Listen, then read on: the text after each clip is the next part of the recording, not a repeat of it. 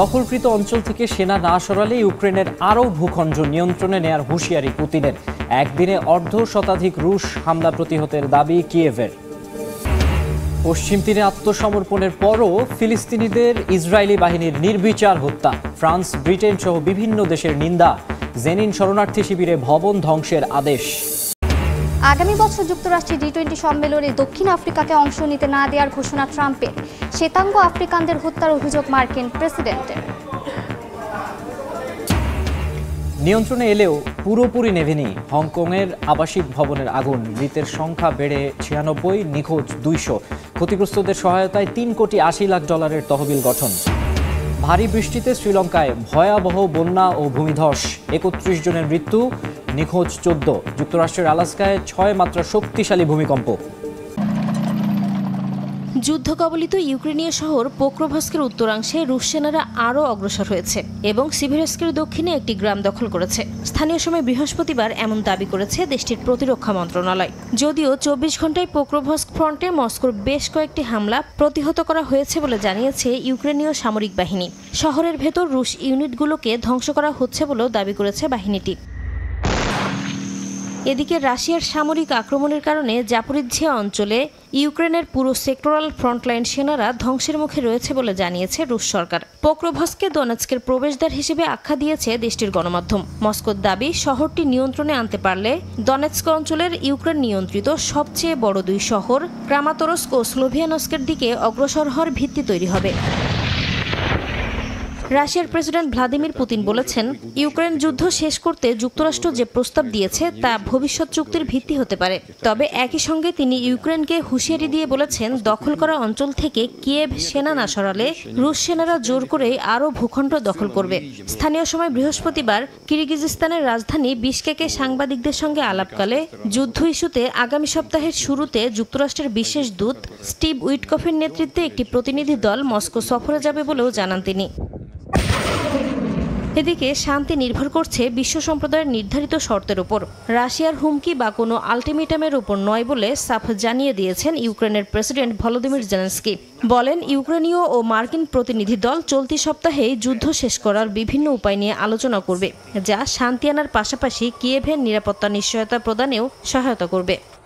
অধিকৃত পশ্চিম তীরে হাত উঁচিয়ে আত্মসমর্পণের পরও ফিলিস্তিনিদের গুলি করে হত্যা করেছে ইসরায়েলি বাহিনী। সামাজিক মাধ্যমে ভিডিও ছড়িয়ে পড়ার পর তীব্র নিন্দা জানিয়েছে ফ্রান্স, ব্রিটেন সহ বিভিন্ন দেশ। এর মধ্যেই জেনিন শরণার্থী শিবিরে 23টি ভবন ধ্বংসের আদেশ জারি করেছে ইসরায়েল। এদিকে গাজার দক্ষিণাঞ্চলে ইসরায়েল নিয়ন্ত্রণাধীন এলাকায় টানেলে আটকে পড়া যোদ্ধাদের বের করে আনতে মধ্যস্থতাকারী দেশগুলোর সঙ্গে আলোচনার কথা জানিয়েছে হামাস। অধিকৃত পশ্চিম তীরে ইসরায়েলি বাহিনীর হাতে ফিলিস্তিনিদের হত্যার একটি ভিডিও সামাজিক যোগাযোগ মাধ্যমে ছড়িয়ে পড়লে শুরু হয় তীব্র সমালোচনা, যেখানে ফিলিস্তিনিরা হাত উঁচু করে আত্মসমর্পণ করলেও দখলদার সেনাদের গুলি করতে দেখা যায়। বর্বরচিত এই হত্যাযজ্ঞের তীব্র নিন্দা জানিয়েছে যুক্তরাজ্য, ফ্রান্স, জার্মানি ও ইতালি সহ বিশ্বের বিভিন্ন দেশ।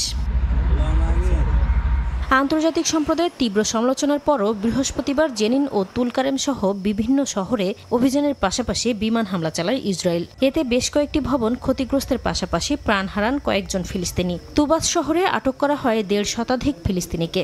মসজিদে আগুন ধরিয়ে দেয় অবৈধভাবে বসতি স্থাপনকারী ইহুদিরা। এর মধ্যেই জেনিন শরণার্থী শিবিরে 23টি ভবন ধ্বংসের আদেশ জারি করেছে ইসরায়েলি বাহিনী, যার মধ্যে 12টি পুরোপুরি এবং 11টি আংশিক ধ্বংসের কথা বলা হয়েছে। ফিলিস্তিনিদের জন্য পরিচালিত জাতিসংঘের ত্রাণ ও কর্মসংস্থান সংস্থা UNRWA জানিয়েছে, উত্তরাঞ্চলের শরণার্থী শিবিরগুলোতে ইসরায়েলি হামলার কারণে গৃহহারা হয়ে পড়েছেন 32,000 নিরীহ ফিলিস্তিনি। এদিকে যুদ্ধবিরতির মধ্যেও অবরুদ্ধ গাজা উপত্যকায় ইসরায়েলি গণহত্যা অব্যাহত রয়েছে বলে জানিয়েছে আন্তর্জাতিক মানবাধিকার সংস্থা অ্যামনেস্টি ইন্টারন্যাশনাল। সীমিত ত্রাণ প্রবেশ করায় খাদ্যের পাশাপাশি জ্বালানি সংকটে জরুরি সেবার অর্ধেকই বন্ধ হয়ে গেছে। তীব্র ঠান্ডা আর বৃষ্টির কারণে বেড়েছে ভোগান্তি। অন্যদিকে দক্ষিণ গাজায় ইসরায়েল নিয়ন্ত্রণাধীন এলাকায় টানেলগুলোতে আটকা পড়া হামাস যোদ্ধাদের নিরাপদে বের করে আনতে আলোচনা অব্যাহত রয়েছে। হামাসের এক শীর্ষ নেতা গণমাধ্যমকে জানান, বিষয়টি সমাধানে মধ্যস্থতাকারী দেশগুলোর সঙ্গে আলোচনা ও যোগাযোগ চলছে। টানেলগুলোতে 100 থেকে 200-র মতো হামাস যোদ্ধা আটকা আছে বলে জানা গেছে। ভেনেজুয়েলার সঙ্গে উত্তেজনার মধ্যে পুয়ের্তো রিকোর রুজভেল্ট নৌঘাঁটিতে পৌঁছেছে মার্কিন যুদ্ধবিমান। মাদক পাচার রোধে বিভিন্ন জায়গায় আরও সেনা ও যুদ্ধবিমান মোতায়েন করা হবে বলে জানিয়েছেন মার্কিন প্রতিরক্ষামন্ত্রী পিট হেগসেথ। এদিকে ভেনেজুয়েলার ওপর আরোপিত নিষেধাজ্ঞার নিন্দা জানিয়েছেন প্রেসিডেন্ট নিকোলাস মাদুরো। একই সঙ্গে সহনশীল হওয়ার জন্য বাসিন্দাদের প্রশংসা করেছেন তিনি। ভেনেজুয়েলার সঙ্গে যুক্তরাষ্ট্রের সম্পর্ক ক্রমেই খারাপের দিকে গড়াচ্ছে। এমনকি যুদ্ধের হুমকি দিয়ে ভেনেজুয়েলার প্রেসিডেন্ট নিকোলাস মাদুরোর ওপর সামরিক চাপ বাড়াচ্ছেন মার্কিন প্রেসিডেন্ট ডোনাল্ড ট্রাম্প, বাড়াচ্ছেন ক্যারিবীয় দ্বীপে মার্কিন সামরিক উপস্থিতি। এর মধ্যেই স্থানীয় সময় বুধবার পুয়ের্তো রিকোর সাইবা এলাকায় সাবেক রুজভেল্ট রোডস নৌঘাঁটিতে মার্কিন নৌবাহিনীর CH-53 সুপার স্ট্যালিয়ন হেলিকপ্টার ও F-35B স্টেলথ যুদ্ধবিমান দাঁড়িয়ে থাকতে দেখা যায়, যার মার্কিন কর্মকর্তার বরাতে বার্তা সংস্থা রয়টার্স জানায় মূলত শক্তি প্রদর্শন করতে এই পদক্ষেপ নিয়েছেন তারা। এর আগে সোমবার প্রেসিডেন্ট ডোনাল্ড ট্রাম্পের সামরিক উপদেষ্টা ড্যান কেইন সেখানে গিয়ে সেনাদের সঙ্গে কথা বলেন। এর মধ্যেই নিজ ভূখণ্ডে সাময়িকভাবে মার্কিন সেনা মোতায়েনের অনুমতি দিয়েছে ক্যারিবীয় দেশ ডমিনিকান রিপাবলিক। মার্কিন প্রতিরক্ষা মন্ত্রী পিট হেগসেথ অন্যান্য দেশেও সেনা মোতায়েনের আগ্রহ প্রকাশ করেন। মাদক পাচার রোধে প্রয়োজনে আরও সেনা ও যুদ্ধবিমান মোতায়েনের কথাও জানান হেগসেথ। মাদক পাচারকারী গোষ্ঠীগুলোর কার্যক্রম বন্ধে অক্লান্ত পরিশ্রম করছি। এই সর্বজনীন দুর্যোগের বিরুদ্ধে লড়াই করার জন্য যেখানেই প্রয়োজন আমরা সেখানেই সেনা মোতায়েন করব। এরই মাঝে প্রেসিডেন্ট নিকোলাস মাদুরো ভেনেজুয়েলার উপর আরোপিত নিষেধাজ্ঞার কড়া সমালোচনা করেন। 2016-18 সালের নিষেধাজ্ঞা ভেনেজুয়েলার 99% আয়ের পথ বন্ধ করে দিয়েছিল বলে অভিযোগ করেন তিনি, যদিও দেশটি ধাপে ধাপে ঘুরে দাঁড়িয়েছে বলে উল্লেখ করেন প্রেসিডেন্ট। ইরান যুক্তরাষ্ট্রের টানাপোড়েন আরও তীব্র হচ্ছে। জুনের 12 দিনের যুদ্ধকে অবৈধ আগ্রাসন আখ্যা দিয়ে জাতিসংঘে যুক্তরাষ্ট্রের কাছ থেকে পূর্ণ ক্ষতিপূরণ দাবি করেছে তেহরান। ট্রাম্প প্রশাসনের আলোচনার নামে শর্ত আরোপের কৌশলের কারণেই আলোচনার পথ বন্ধ হয়ে আছে বলে অভিযোগ করেছেন ইরানের পররাষ্ট্রমন্ত্রী আব্বাস আরাকচি। এদিকে প্রথমবারের মতো ইরানের রেভলিউশনারি গার্ড কোর্পসকে রাষ্ট্রীয় সন্ত্রাসী পৃষ্ঠপোষক হিসেবে ঘোষণা করেছে অস্ট্রেলিয়া। ইরানের বিরুদ্ধে যুক্তরাষ্ট্র ইসরায়েলের যুদ্ধের পর বৈরিতার রেশ যেন এখনো কাটছে না। এবার যুক্তরাষ্ট্রের কাছ থেকে সরাসরি ক্ষতিপূরণ দাবি করে বসেছে ইরান। জাতিসংঘ মহাসচিব ও নিরাপত্তা পরিষদের সভাপতির কাছে পাঠানো চিঠিতে দেশটির রাষ্ট্রদূত ইরাভানি জানান, তেল আবিবের সঙ্গে সমন্বিত মার্কিন হামলা তেহরানের সার্বভৌমত্ব লঙ্ঘন করেছে। ফোর্দো, নাতাঞ্জ ও ইস্পাহান লক্ষ্য করে B-2 বোমার ও F-35 ফাইটার ব্যবহারের মার্কিন স্বীকারোক্তিকে জাতিসংঘ সনদের স্পষ্ট লঙ্ঘন হিসেবে দাবি করেছে দেশটি। ইরাভানি আরও দাবি করেছেন যে মার্কিন প্রেসিডেন্ট ডোনাল্ড ট্রাম্পের প্রকাশ্য মন্তব্যে যুক্তরাষ্ট্রের অংশগ্রহণ নিশ্চিত হওয়ায় আন্তর্জাতিক মানবাধিকার আইনে অপরাধের দায়ও স্পষ্ট। ইরান বলছে অন্তত 1064 মানুষের প্রাণহানি ঘটানো ইসরায়েলি হামলায় যুক্তরাষ্ট্রও সমানভাবে দায়ী।